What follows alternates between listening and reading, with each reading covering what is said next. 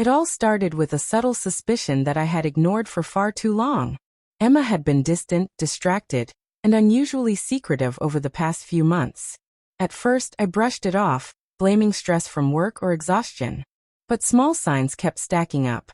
Phone calls she answered in whispers, texts she quickly deleted, and the sudden insistence on spending time with friends I'd never met. Something wasn't right, and my gut told me I needed to find out the truth. I remember the morning I found the first undeniable proof.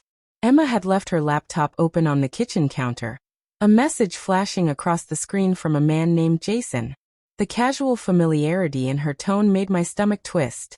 I shouldn't have snooped, but I did. What I found confirmed my worst fears. This wasn't just emotional cheating. It was real, deliberate, and ongoing. I didn't explode. I didn't confront her immediately. I needed a plan. Rage wouldn't help me. I had to be methodical, strategic, and precise. Over the next few days, I gathered every scrap of evidence I could, texts, emails, and social media interactions.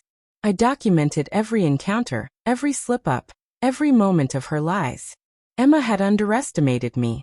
She believed that secrecy was enough to protect her, but I was learning that patience and clarity were far more powerful. The tipping point came when she mentioned wanting a child, laughing about it one evening as if it were a casual thought. My heart sank, not just at the thought of betrayal, but at the realization that I had to prove something that went beyond emotion. I needed proof that would be undeniable. I needed the last laugh. The DNA test became my shield.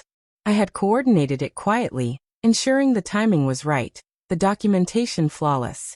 Emma had believed that her deception was invisible, that her actions had no consequences. She had no idea what was coming.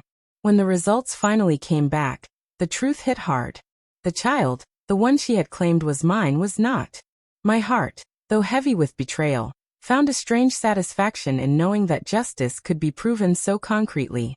Even before confronting her, I prepared myself for the courtroom battle. This wasn't just about personal vindication. It was about making sure that her manipulations, lies, and deceit had real consequences. Emma had assumed charm and legal loopholes would protect her. She was wrong. Every piece of evidence, every documented betrayal, was now my ally. The days leading up to the confrontation and lawsuit were tense, calculated, and silent. Emma tried to maintain her usual composure, acting as though nothing had changed. She smiled at me, laughed at my jokes, and went about her routine, but I noticed the subtle cracks in her act. Her glances were sharper, her smiles slightly forced, and her attempts to dominate conversations now met with my unwavering calm. She could sense something had shifted, but she didn't know how deep my preparation went. I carefully coordinated with my attorney, ensuring every detail was airtight. Emails, messages, dates, and photos, all lined up perfectly. The DNA test was the linchpin. It was more than proof. It was the undeniable truth that would tip the scales in my favor. Emma had assumed she could manipulate appearances and conversations, but the courtroom doesn't respond to charm. It responds to evidence. When I finally confronted her, I did so with precision and composure. I didn't scream. I didn't beg. I simply laid out the truth in a calm, deliberate manner. Emma, I said, voice steady, the child isn't mine. And all of your secrets, your messages, your meetings, your lies, are documented. You have no leverage, no escape. Her face went pale. For a moment, I saw panic replace the usual arrogance. She had thought she could walk through this unscathed, confident that her deception would remain invisible. But now, every lie she had spun was exposed, every manipulation laid bare. The power she had thought she wielded over me, over the narrative, evaporated instantly. The courtroom became the stage for her downfall.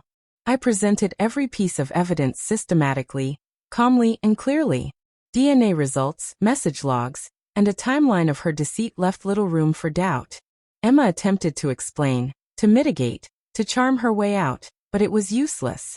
Reality doesn't bend to manipulation. It crushes it when undeniable proof emerges. By the end of the proceedings, Emma's world had shifted completely.